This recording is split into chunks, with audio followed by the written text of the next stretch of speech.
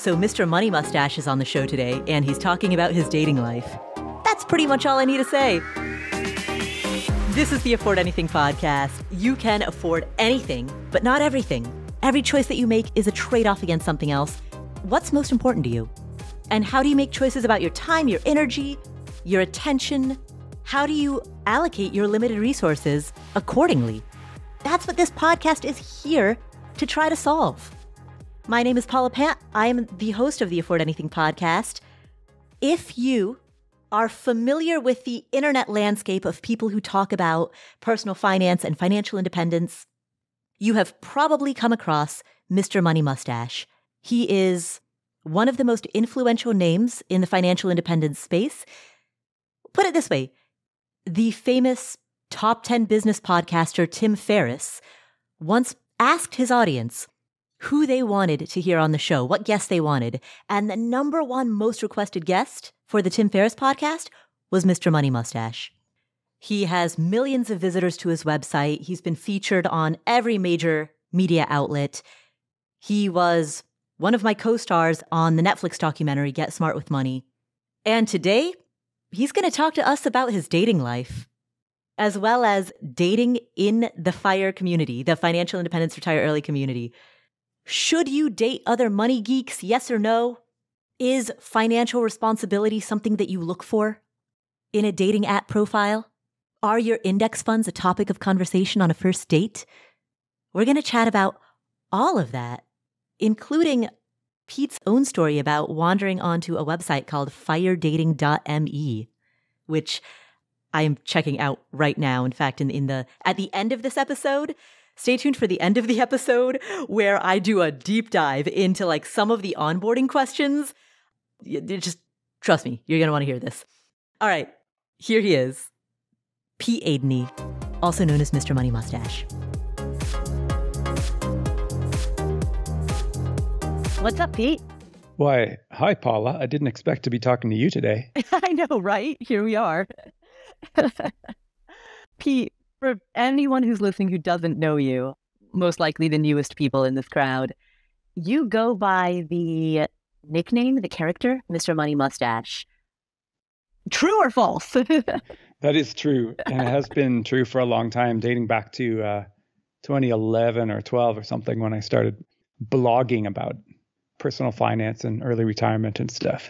Cool. We won't belabor it because if people want to learn more about all of that stuff, there's a whole internet out there for it. But in like one or two sentences, can you briefly describe what is the philosophy, the vision behind Mr. Money Mustache? Oh, yeah. It's sort of a no compromises way to live your life as thoroughly and in the most fun-filled way as possible. And some of that includes being better with money and wasting less of it, spending it more purposefully. And hopefully that means getting to save and invest a lot more. So then you become free earlier in life, or maybe even more free immediately because you're not worried about money. So my story in particular was about retiring at 30, which was a long time ago. But since then I've written about so many other things, and I'm interested in like health and fitness and mental wellness and, all kinds of different life skills and even building stuff. So I kind of write about everything nowadays. And so we're going to talk today about dating because you're back in the dating pool at this moment. Well, I don't want to be too detailed in public, but here's the thing. So I've long been a fan of this website that's called firedating.me, like firedating.me, because in the world of people who are seeking financial independence and being better at money, they often find that they go onto the regular dating apps and then they find people who are like just financial train wrecks, like, oh, she was gorgeous, but she had $200,000 of student loan debt and was still buying a new Mercedes the next day. And like these people want to have a life, if you partner up with somebody, they want a life that is going to go somewhere and not just be in terrible debt and poverty the whole time. So FIRE people like to meet each other. And the neat thing is that this goes along with not just money savviness, but a lot of other life attributes. Like they're generally pretty smart, creative, alternate thinking, original thinking people. Mm-hmm. And to be honest, like a lot of nerds in the good way, people who have like education and they're into science and, outdoorsy stuff. They like to meet each other. So the idea of making a website for these people to meet each other, it was a really great idea. And I'm going to pause you really quickly because you said fire people like to meet each other. And we haven't defined FIRE for anyone who's brand new to this. So FIRE, FIRE, Financial Independence, Retire Early, is the acronym, Pete, for really what you are thought of as writing about. Even though you say your blog is much bigger than just early retirement, you're best known for that early retirement piece. It's sort of that's true. And I like it because it doesn't, even if you think of it as a money thing, and it comes with a lot of other good lifestyle stuff as well. And if you look up the FIRE movement, you'll probably run across me in your search results as well. So fair enough. Okay, so FIRE movement like to date each other. Go on. Yeah, so I was a fan of this website for a long time. And then fairly recently, I found myself, let's just say, more single than I expected. So I just thought, I should do things the right way and get on this website that I've been curious about for so long. And so I created a profile and looked around, and it looked really good and promising, except for it's a little short on people. I think there's like 8,000 or 9,000 people who are members, but they're scattered around like US and Canada and Western Europe because the creator, Victor, is in Europe. So it just means that the people you find aren't necessarily going to be in the same region as you. They might be like a couple states over or whatever. If you're lucky, there'll be some in your town, but there might be two. So I was thinking, I'm going to try to promote this more. And the other thing, and this leads to me getting in touch with Paula. So I was like, there's also twice as many men as there are women on the platform. So where is a place where there might be lots of single women who are looking for these eligible, smart, well-off bachelors? And then, of course, since the blogger's audience often, or the podcaster, the audience often reflects the personality of the person, I thought, hey, maybe Paula is in touch with such people. So that led so you're that like, led me to afford anything, the lady singles night of podcasting. Yeah, I had hopes that way too. And to be honest, I had made a mistake because last time I mentioned firedating.me, it was a couple of years ago, and I was just promoting it, not because I was on it. I just wanted to help it out. But I did it on Twitter, and the Twitter account, especially mine, is like really a dude fest. It's like lots of tech workers on there. And so anyone who's going to sign up there probably has about a 2/3 or more chance of being a man. So anyway, we're going to try it differently. And next time I promote it, I'll do it on Instagram, where my account is far more balanced. And I thought I'd message Paula, and I got in touch with you tonight. And then you're like, well, let's just record something right now that talks about this. So that's what led to this highly impromptu, funny cameo on Afford Anything. Yeah, exactly. Carpe diem, right? First of all, let's just establish, do you have any vested financial interest in this? No. In fact, I think the site is entirely free, and the guy is just doing it, at least for now, as on a volunteer basis, which is amazing of him. I think he deserves some donations, and I'm probably going to try to support the site myself if that'll get him to work on it more. But yeah, definitely no vested interest other than, if somebody happens to find my profile, then maybe I'll benefit in that way. Okay, so why, I'm going to challenge the premise now. Why should FIRE people, or people who are interested in personal finance, why should they date one another? Well, certainly no rule that says that. I have just found that it usually works pretty well. Like the people get along extra well. They have a lot in common besides just money. And out of my own experience, I've been unmarried for now about 5 years, and just met a lot of people in random situations, and like the ones I connect to more likely just happen to be more in the FIRE community, whether it's at events that I host at my own co-working space, or things that I attend, or just random things online. And then you compare that to just random conversations you might have in the grocery store or at a restaurant or a bar or whatever. There's just so much more interesting people and so much more alignment. What makes a person interesting? Well, to me, I like people who are interested in human nature, like maybe the study of human beings so for example, people who listen to a lot of podcasts and read books on, relationships and getting better at whatever. So I'd say like students of life are interesting. Lifelong learning. Okay. Yeah. And people who have a really wicked and bizarre sense of humor, like a bit of a sharper wit than you might find in other places. Mm-hmm. So people that make me laugh and might even find some of my jokes funny occasionally. Those are the properties that I find in the fire community more often than in the regular world. It's like muggles and wizards. You make the comparison between the fire community versus the default world, but you could also make the comparison between the fire community versus other niche communities that are centered around some type of personal development or self-improvement, such as, I don't know, perhaps a niche community of people who love to read, or a niche community of people who are really into physics, just recreationally, like recreational physics, right? Hey, man, or geometry. I would join a recreational physics dating app too. That sounds great. Common interests are probably the common theme, right? And there's maybe nothing, for me, there's magic to fire people because that's a common interest of lifestyle. Although the funny part is it's not really money, right? Like I never talk about money with pretty much anybody. It's just that there's an implied attitude about life values that seems to go along with it. Like, hey, let's go to the hiking trails instead of the shopping mall, for example. And that just leads to more fun life in general. So yeah, if people are not into this kind of stuff, then maybe a different community would work for them. But I'm certainly into this kind of stuff. So you have often referred to your platform and your community as a cult. It strikes me that within a cult, cults encourage its members to marry one another. Oh, yeah. I mean, like inside of any cult, there's shared insignia, there's shared language and vocabulary that only other members understand. There is the encouragement, if not the outright rule, that its members should intermarry with one another. So by virtue of creating or promoting fire dating, are we not pushing more towards becoming a cult? Well, only in the good way, right? Because this is people finding their own true happiness.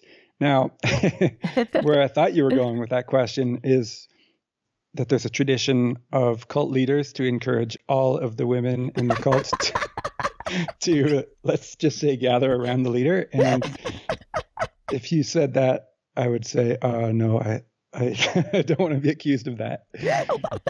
And if I was going for that, then you'd be right. I'd be guilty of trying to form the wrong kind of cult. That hadn't occurred to me, but I'm glad you brought that up. Yeah. So for the record, I am only looking for one person. One partner would be fine. Thank you very much. So at the time, Pete, that you got, now that the conversation is turned on to you, we'll keep the spotlight there for a moment.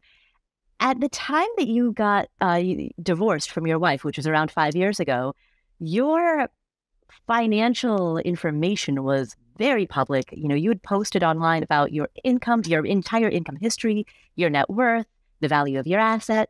And so from the moment that you re-entered the dating pool post-divorce, you were completely financially naked for anyone with an internet connection to stumble upon. Did that impact your dating experience?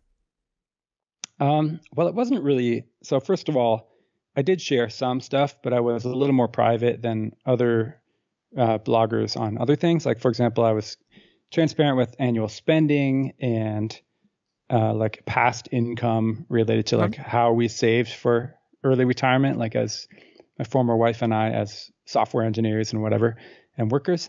And then I didn't really share too much on income or net worth. Not that those are any particular, impressive number even nowadays, but I still, for some reason, am a little bit more private than others. Right. And maybe it's just out of fear, like, I don't want someone to be like, well, that person has more money than me, so I'm going to try to sue them.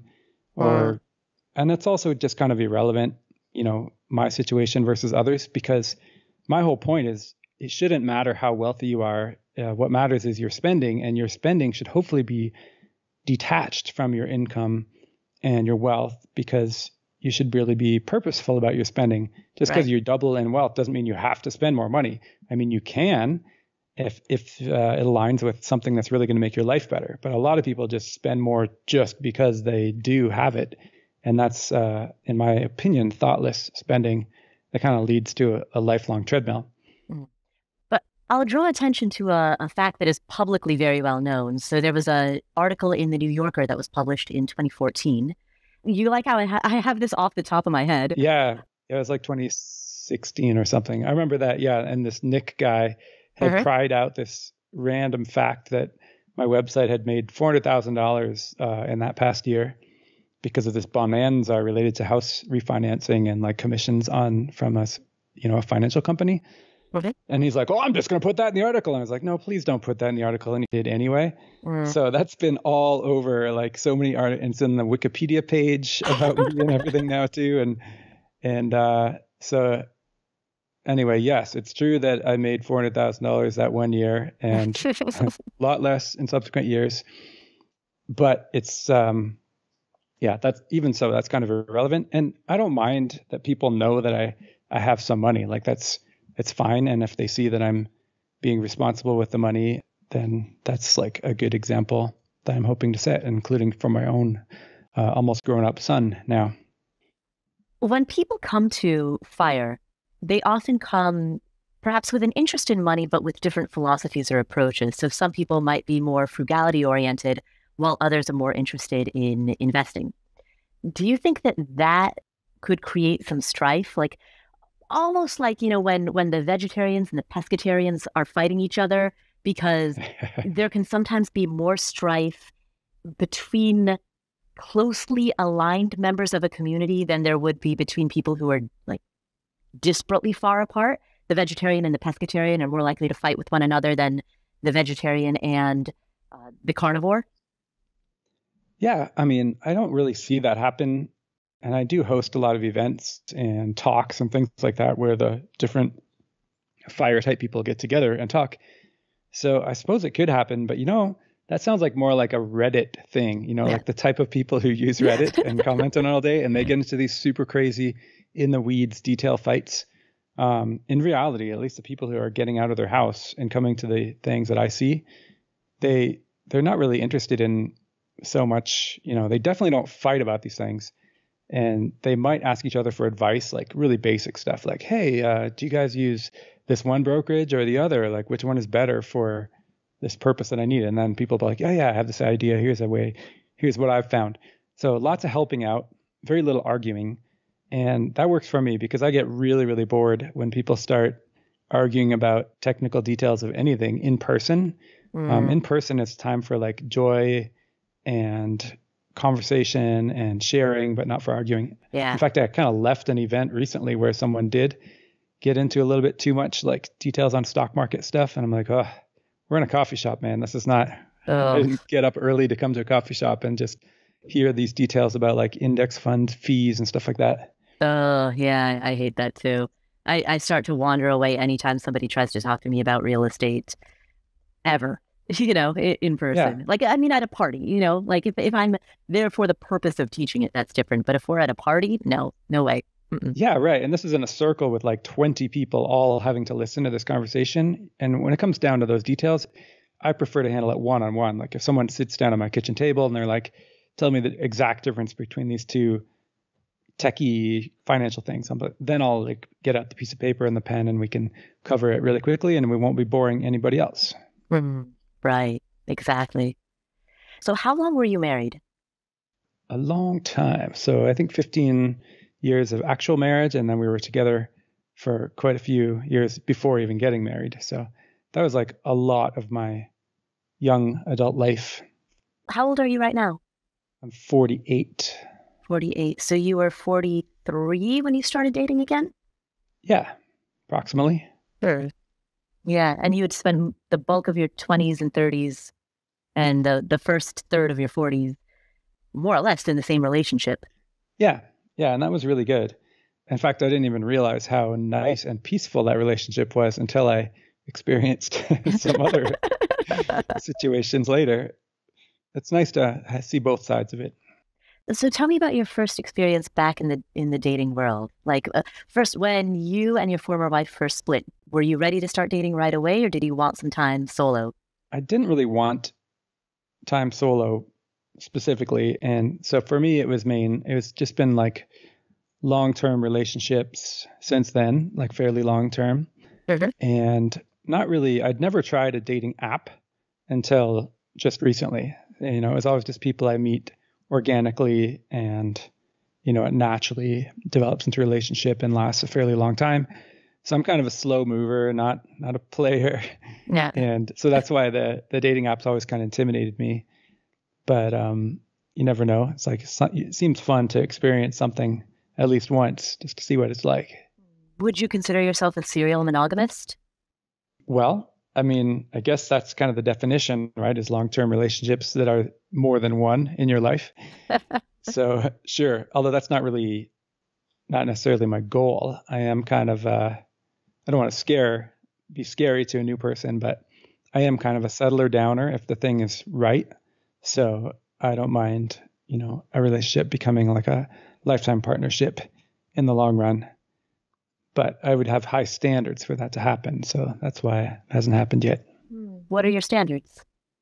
Well, I just mean like in terms of having life values that align, but also having personalities that align, and so that you don't fight a lot. I really don't like conflict and, people who are like kind of aggressively trying to be mean or whatever else.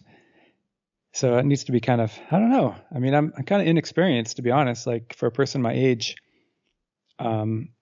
it's hard to know exactly how to describe what works. You mentioned two elements, values and personality. I know personality, as you just said, can be a little harder to describe. What about values? What shared values do you look for? Yeah. Well, there's some of the obvious ones, like having a healthy lifestyle is really important. So it would be hard to be with somebody who had abusive habits for too long, like alcoholism, or somebody who just didn't like to be in shape and exercise. Someone who's like an indoor person.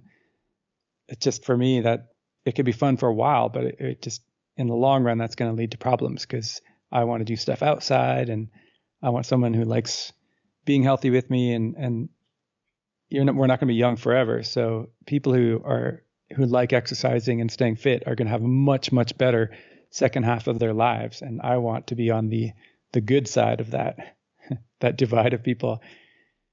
Right. So healthy habits is a value. Would you say that frugality or a wise stewardship of money is a value, or is that a consequence? Yeah, I'd say it's a value because you can choose either way, and you don't have to be too extreme, of course.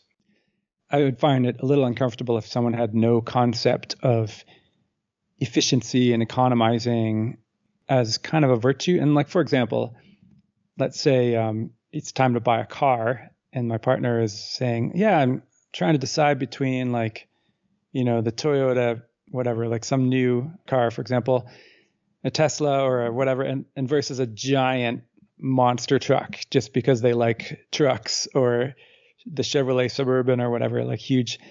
I like people who think and try to get just what they need to do the job, whether it's a car or whatever else, and just try to consider like the big picture. I really enjoy, I think I do get turned on, I guess, by frugality, people who don't like to waste. Actually, I was at a party once and this girl, I poured myself a glass of water, and then she's like, oh, don't you want this nice bubbly water that we're making with the, with like limes and lemons in it? And I'm like, yeah, but I just poured a glass of water. And she's like, oh, that's okay. And she walked over, took my glass of water and distributed it to the plants in her apartment. And I was like, oh, that's cool. I like how she didn't just dump it down the sink. Like, that's a thoughtful person.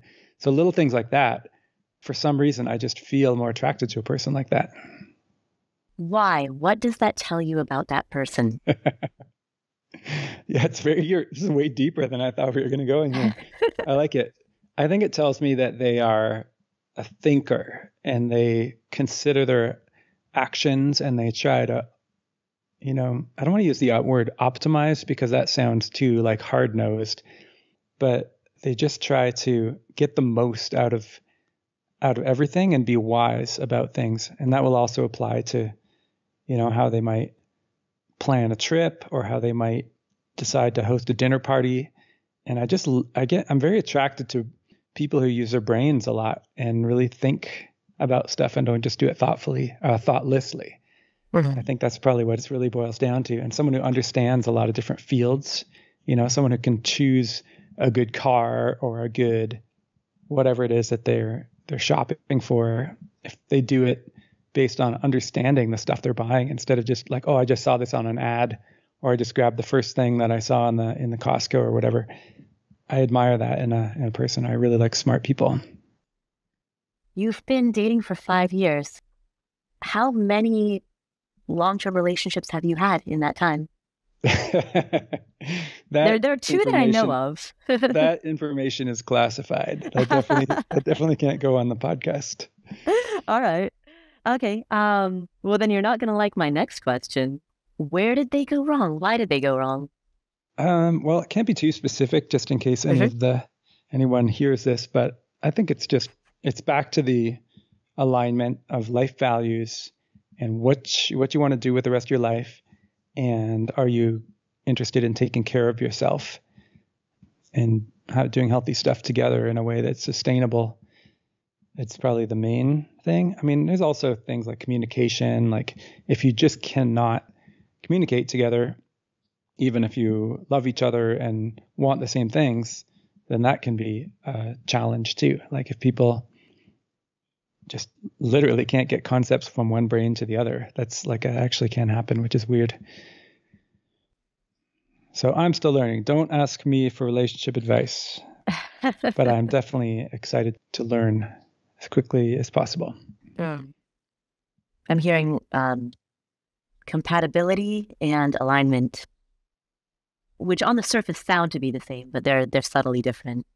Compatibility, connection, communication, and then alignment of that with compatibility of personality, alignment of values, connection, communication, chemistry.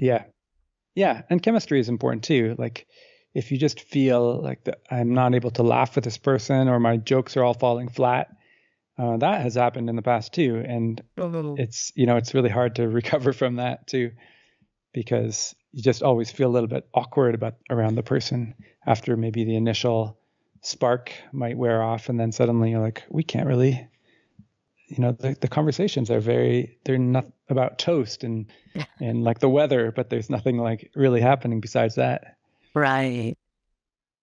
What has surprised you the most about being back in the dating pool?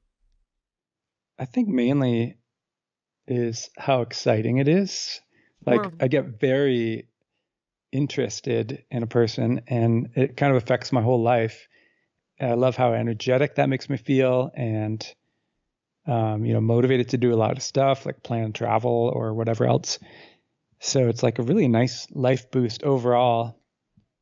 And of course, if you're going through a breakup, then it's the opposite situation. But I try to focus on the good parts and try to find ways to feel those feelings more often, because I realize, hey, this is coming out of my own brain, my own body, and it's nice. So it made me realize also I should work with my friendships, my non-romantic friendships more to be more connected with people and get these good feelings too, because I have tended to sink into being a loner a little bit too much, because my house is this incredibly cozy nest with everything I want in it, like all my tools, all best food and everything else. And it can be a little bit tempting to just stay here and just like nest a little bit too much. Yeah. And including in a relationship, that's what sometimes happens. And you think that it's exactly what you want, but really being too comfortable is not a great thing overall, because it kind of shuts down the exploration part of your body or your mind. I mean, it shuts down your exploration habit. And we need the more adventure and the more hardship a little bit to remain more vital. So I think the opportunity for the dating world makes me more vital. And that's what I realized I've been missing a little bit over the last few years. Right. How long does it take to discover whether or not your partner has that same sense of adventure, that same commitment to a healthy lifestyle, the alignment that we were just discussing? How long does it take to really discover that? I think if you're smart, which I'm not always smart, but you could figure that out pretty soon, like within the first couple weeks of spending time with a person. And then the more blinded you are by like just like the thrill of it all or like sexiness, you can definitely fool yourself and ignore certain red flags. I think wiser people will see it earlier, and I'm going to try to be more wise in the future too. So it shouldn't take that long, right? Unless somebody is on their best behavior for you and then they change later, in which case you're not going to find out until they go off the good behavior. Right. This is great. You're just making these all up totally on the fly, right? Yeah, totally. This is awesome. No wonder you're famous for being the person with the best interview questions. Thank you. I learned a lot this year about interviewing. It's not all coming out at this moment, but it's a skill that I constantly work on. Yeah, and I guess the subject of romance and stuff is a pretty natural one too, because everybody has their own opinions on it already. Yeah, exactly. How old is your son? He is 17, turned 17 just a couple months ago. Is he dating anyone? Oh, that might be classified too. Let's just say I wish him the best in that endeavor, and I'm trying to be the cool dad to support him getting out there and having in-person friendships and relationships as much as possible. What advice do you give him? First of all, does he ask for your advice, or do you... I assume whether he asks or not, you must tell him something. Yeah, doesn't ask for advice too much on interpersonal stuff. Of course, like many parents, I wish that happened more. And of course, I also don't want to push too much out because kids don't want to, at that age, they don't want to have a lot of preaching. So I just try to, show by example and mention a few things in conversation. And I think the main thing is I always try to help him broaden his life experiences, because teenagers are often in front of the computer a lot these days, and they build their social lives around that too. So my goal is to bring a little bit of like 1980s back into his lifestyle from before the computer era, and go out and get dirty and do stuff in real life. And I hope that there'll be more friends coming into his life that do the same thing.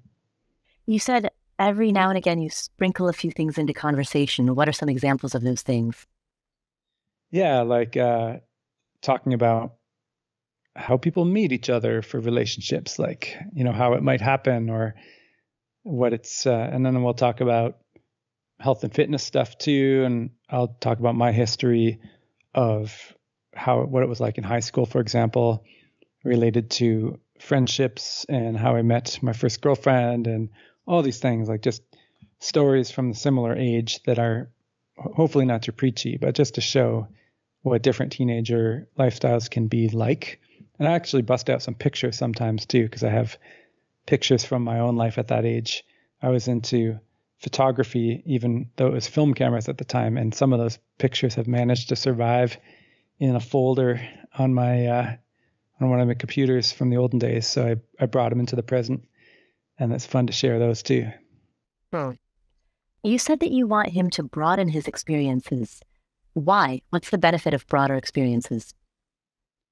I think that's part of being a human being, right? I mean, if your experience is entirely just being in your room, using your computer, and socializing entirely through, chat programs and phone call type programs, that's not really a complete human life. Like, you're not going to get all these things that are fundamentally part of what makes us complete humans, like happiness and, a lot of even our physical and mental development only happens when you get outside, like literally outside in nature, and have experiences with other humans and even animals and plants. Like, your brain needs that stuff in order to develop, because it's part of our ecosystem. So human relationships, nature, exercise, even like breathing in dust and pollen and germs and other things that your immune system needs to learn how to deal with. Yeah. Like that's all part of being a real human being. And it's possible to skip all that these days if you're too comfortable on the internet. So it's actually a little bit scary. It's like a drug. Yeah. Yeah, those of us who grew up before the internet, I think, do have an advantage, because we got so much of our life happened before there was any other choice. So we were forced to do all this stuff. And of course, the world is even nicer and that stuff is even nicer today, but you're just not necessarily going to do it, especially if you're homeschooled. Like my son has chosen to do his high school career from like unschooling / homeschooling. And that really cut down on his interaction with the outside world too. So we just got to make up for it in other ways. What are some of the primary ways that you do that?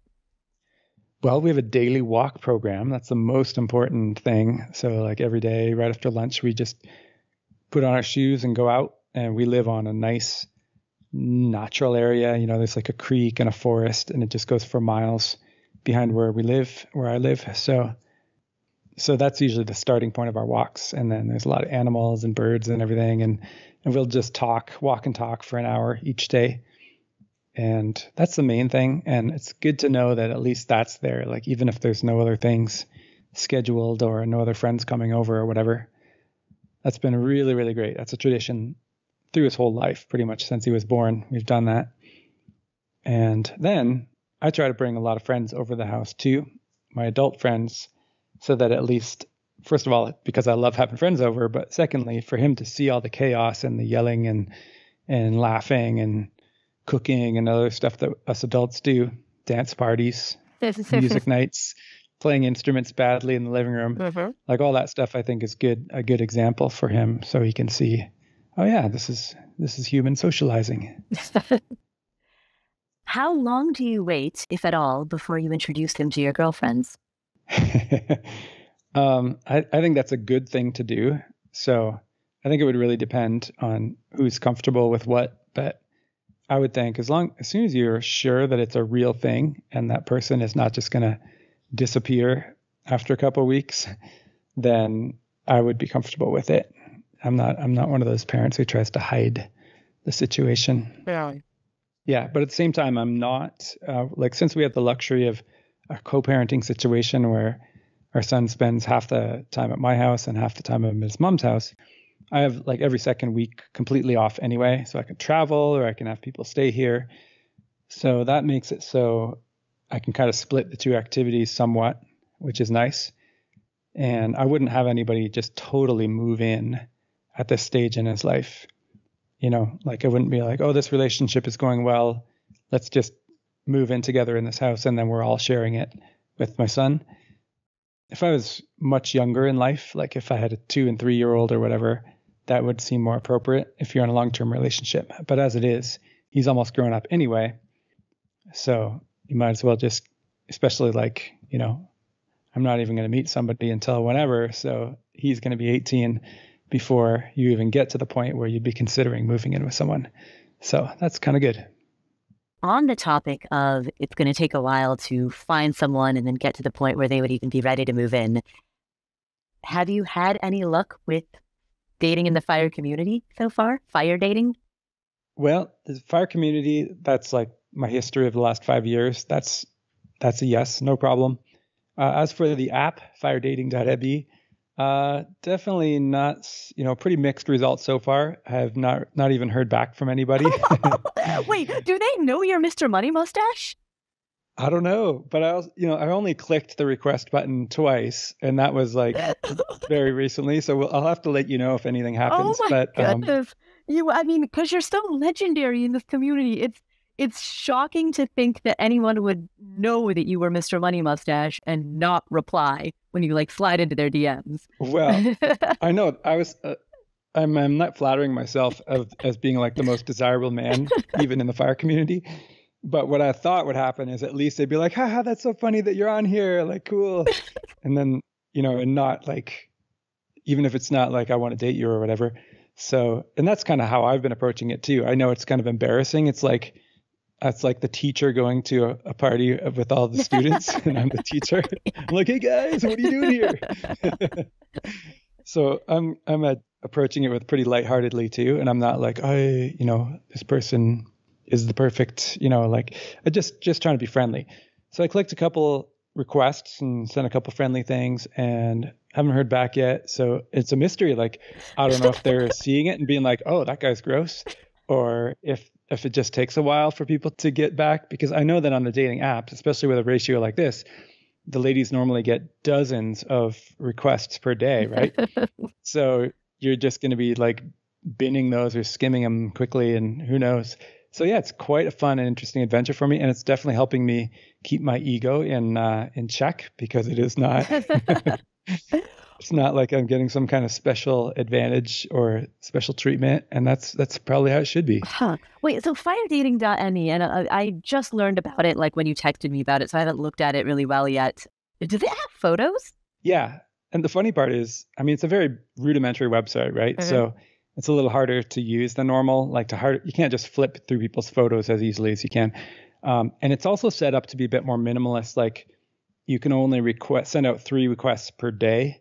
You can't just like swipe right equivalent on a million profiles like a lot of people do on dating apps, because the guy, Victor, wants it to be people to be considerate and think carefully before you just reload a bunch of new profiles. So he deliberately slows it down, which I think is all right. So there are photos. There's an option to blur your photos, which a lot of people do by default. Mm-hmm. And to me, that's not very cool. Like, I think it's a little bit, if you're going to put yourself out there on a dating app, you should be willing to have at least, some of your pictures being seen by other people. Because how shy do you want to be if it's a public thing to meet somebody. Yeah. So, and then of course, some people don't even put pictures at all, but you can filter, like only show people who have put their pictures. And I think that's a good filter, because I don't want somebody who is like extremely cautious and shy. I want someone who's a little bit bold, because I'm kind of a bold person, and we're not really going to get along if you're not even going to show me your picture. Right. So yes, you can put pictures out, thank goodness. And most people, there's enough people on there with pictures that you can get a sense of who you're looking for. Interesting. Okay, cool. Well, I knew you have to go. My follow-up was going to be, do you think putting pictures makes it too look-centric? Well, I don't know if I might just be like a traditional / animal type person, but I think looks are really important. Like, it's not that the person has to be super drop dead gorgeous, but there's definitely a yes and a no situation. Right. And sometimes you can't even explain what it is that makes a person like friend zone material or potential date material. But pictures are extremely important, and it would be such a waste of time to send out requests and then go meet somebody and then not even see them until you've invested all this time. Yeah. Because for everybody, there's a certain percentage, and from looking through your pictures, if you're like, that's my type and that's not my type. And it's really important that you can filter that out in advance. Yeah. Yeah. And then you read the profile, and then do they sound smart? And then you send them a message, and then do they respond? And, is there some like nice banter already going on? And between all those things, I think you can certainly figure out if it's worthwhile going out and meeting in person. Yeah. Yeah. The banter is where it's at. Yeah. That's when you know. Mm-hmm. Right. And there's far too little banter in the world. And I think this dating app has the potential for that, because it is like a lot more wordy, bookish people. Even if they're also good looking, you really want to be able to exchange some nice words with them first. And on normal dating sites, I hear people saying like, oh, I don't even waste my time with the messaging because it's just so dumb. Like, I'm not going to know till I meet them. I'm like, are you kidding? Like, writing is hot, and people who don't write are not hot. So to me, that's awesome. Like, it would make a huge difference. And then I would feel that connection when I met them in person too, because we would have the backstory of what we exchanged in writing. So big time, please use the messaging feature if you're going to go on fire dating. Awesome. Well, thank you for spending this time with us, Pete. And good luck on your dating escapades to come.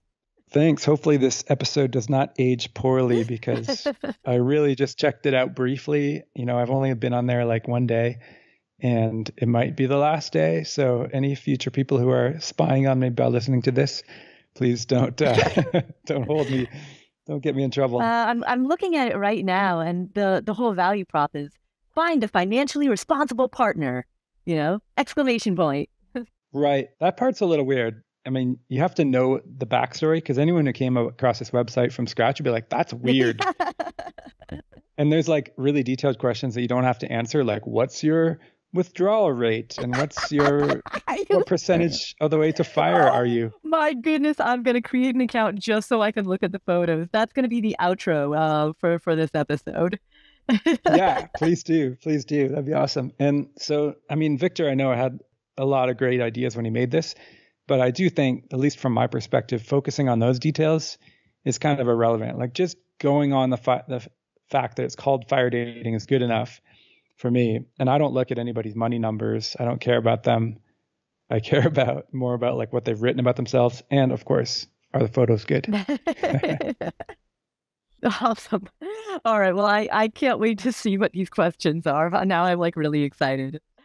Yeah. And once you get your profile, I want you to try to find me and then you can critique my profile. Oh my God. Yeah, I am so doing that. That's going to be, that'll be some sort of bonus content here where I just go after your profile and tell you everything you're doing wrong. Yeah, you should do that. Do it on like Insta or something.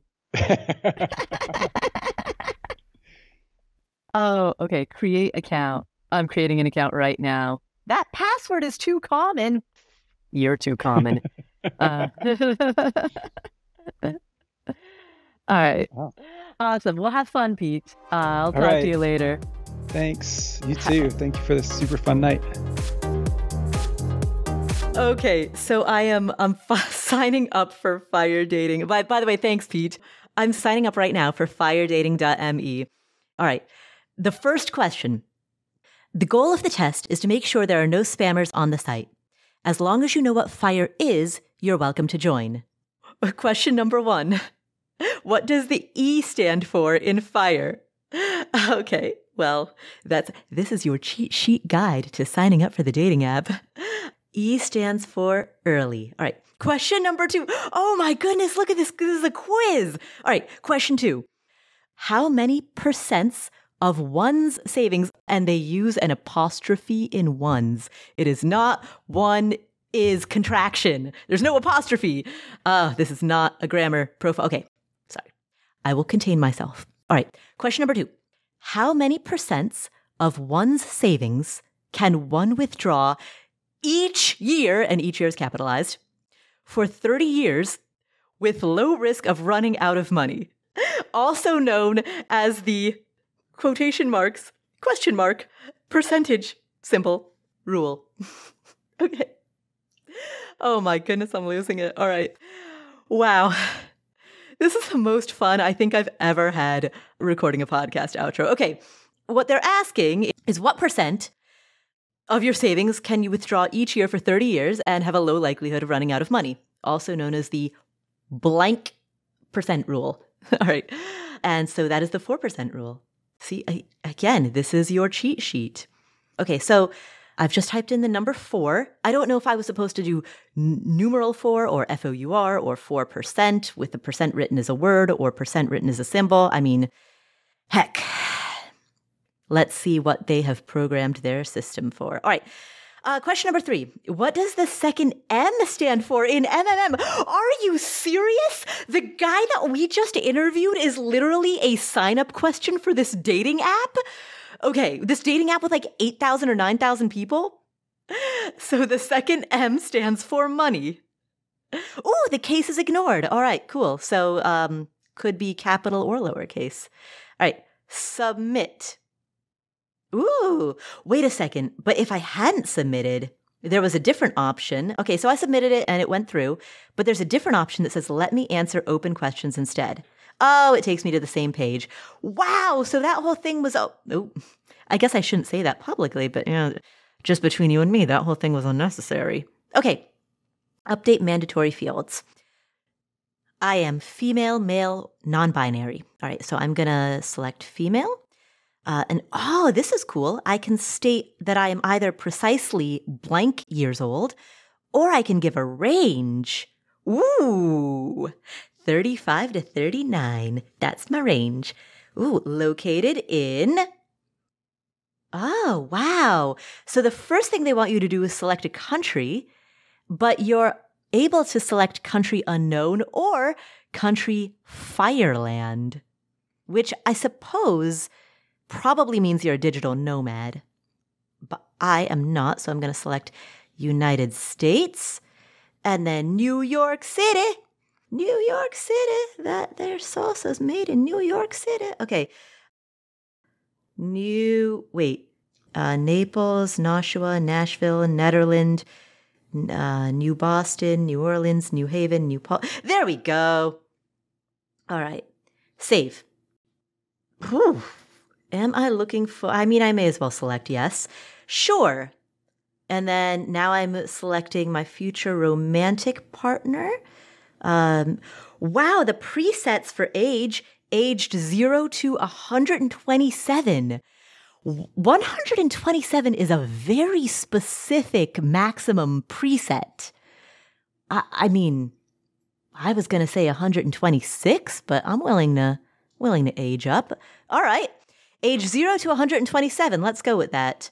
Having children, yes, no, didn't specify. All of those are pre-checked, so I'll just keep checking all of those.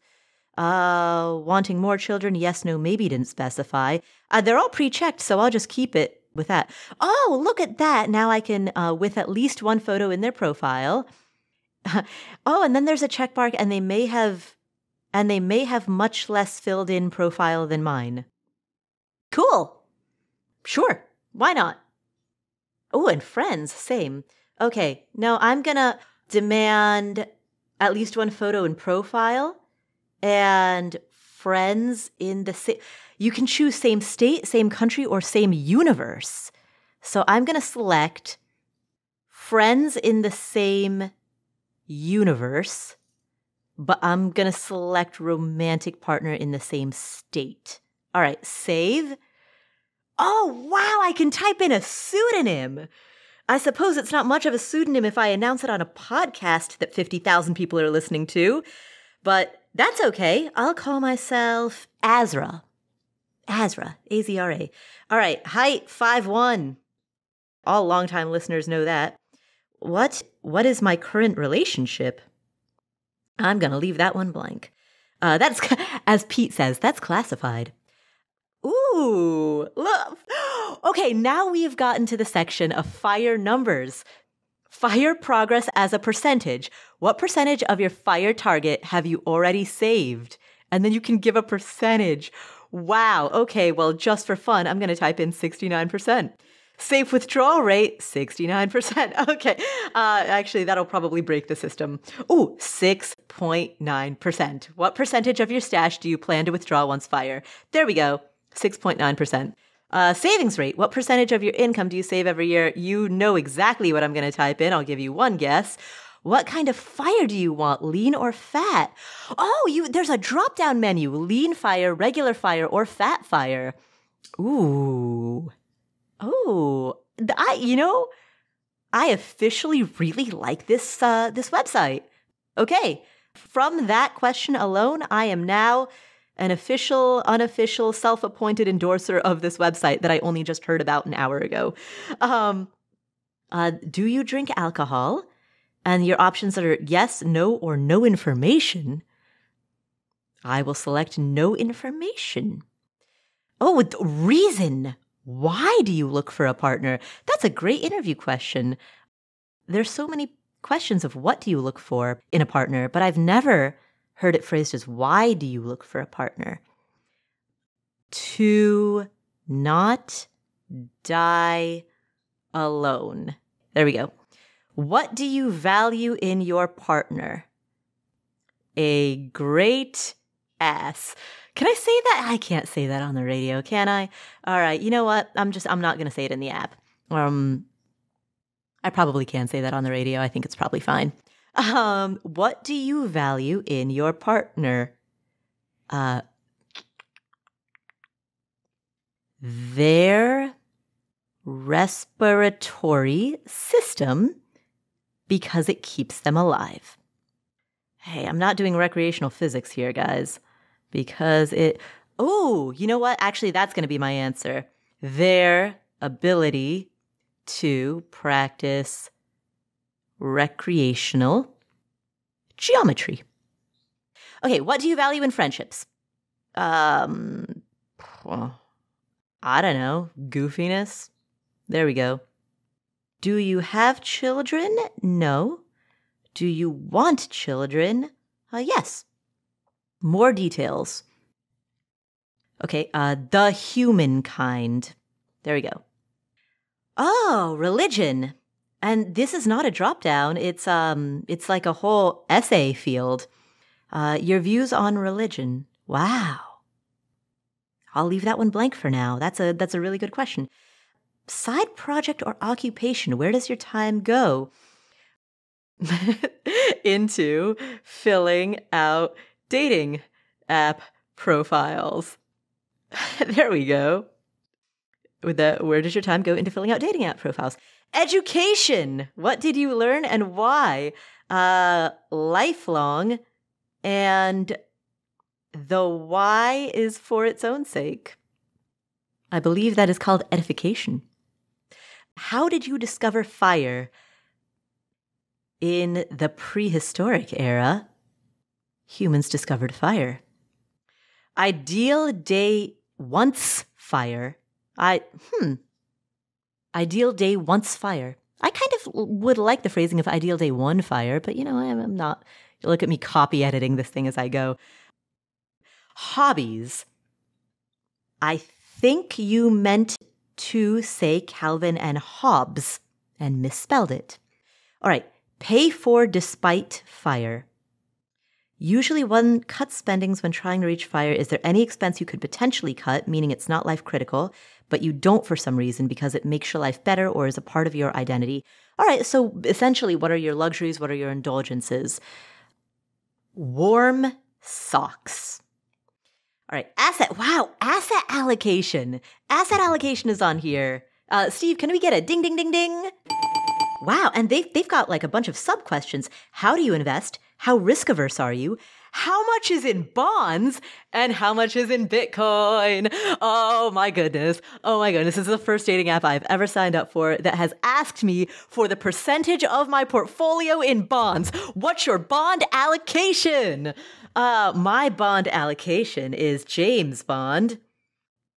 How much is in Bitcoin or how much was in Bitcoin?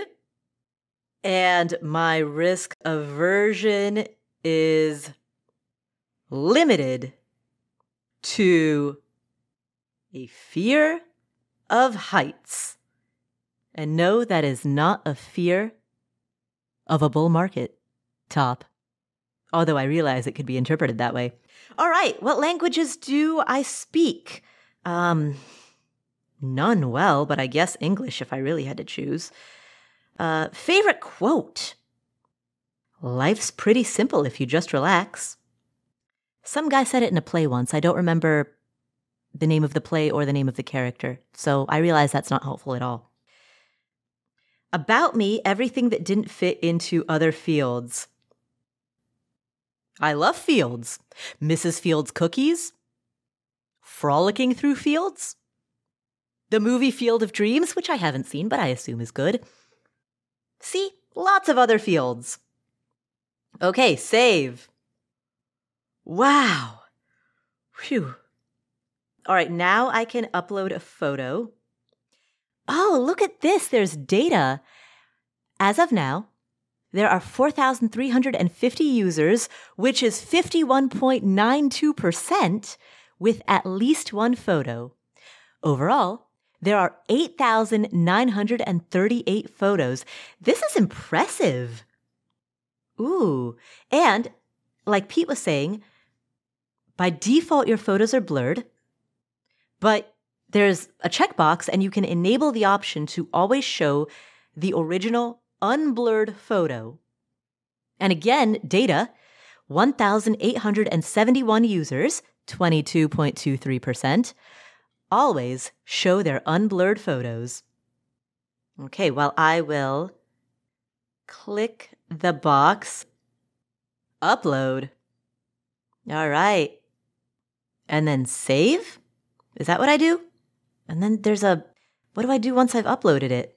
It is uploaded. Now what? Then there's omit and go to intro. But I've already, user unsure of what to do in next step. Tech support, help. Okay, I guess I'll just omit and go to intro. Sure. Okay. I didn't know what else to click. All right.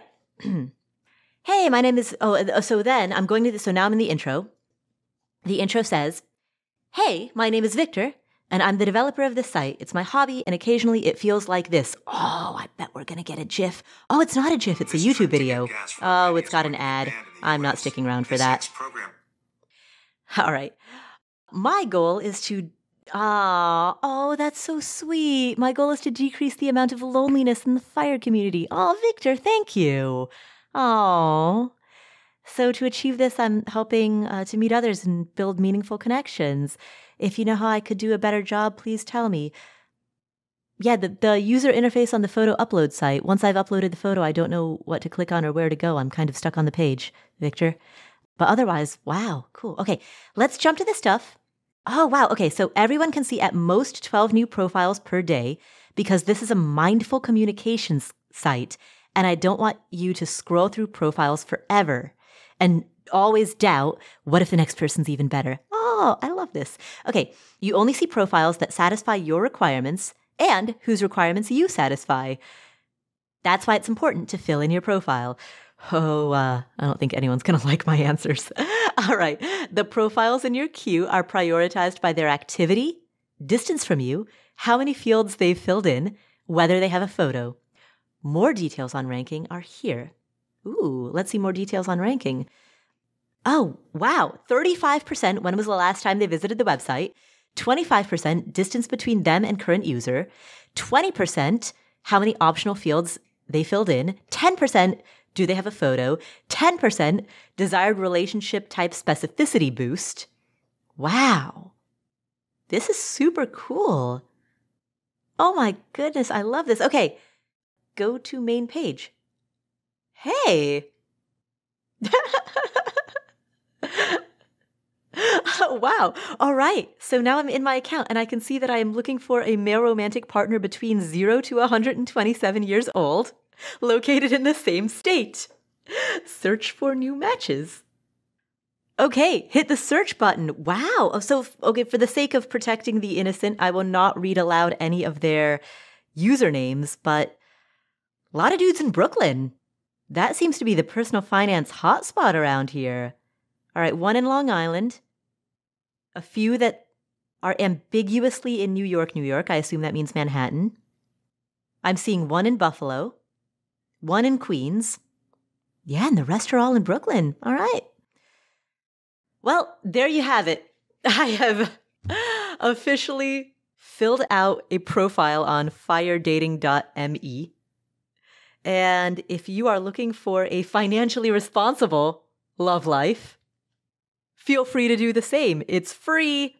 Neither myself nor Mr. Money Mustache have any financial stake in this. But hey, if fiscal responsibility sounds sexy and you're looking for someone between 0 to 127 years old, you know where to go. All right. This is the Afford Anything podcast. My name is Paula Pant. I hope you enjoyed today's episode. If you did, please do 3 things for us, pretty please. Number 1, pick up your phone. I know it's next to you if it's not already in your hand. Go to the URL affordanything.com/show notes and drop your email address, because that's how you get the show notes for these episodes. And they're amazing. I promise you, amazing. Okay, so that's number 1. Number 2, since the phone's already in your hand, open your favorite podcast playing app and hit the follow button.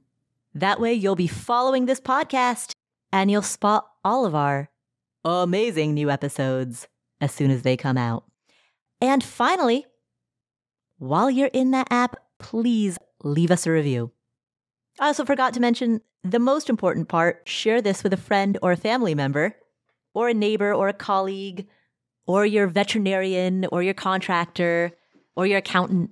Tell your dry cleaner, because that's how the fire spreads.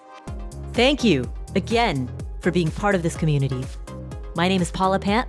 This is the Afford Anything podcast, and I will catch you in the next episode.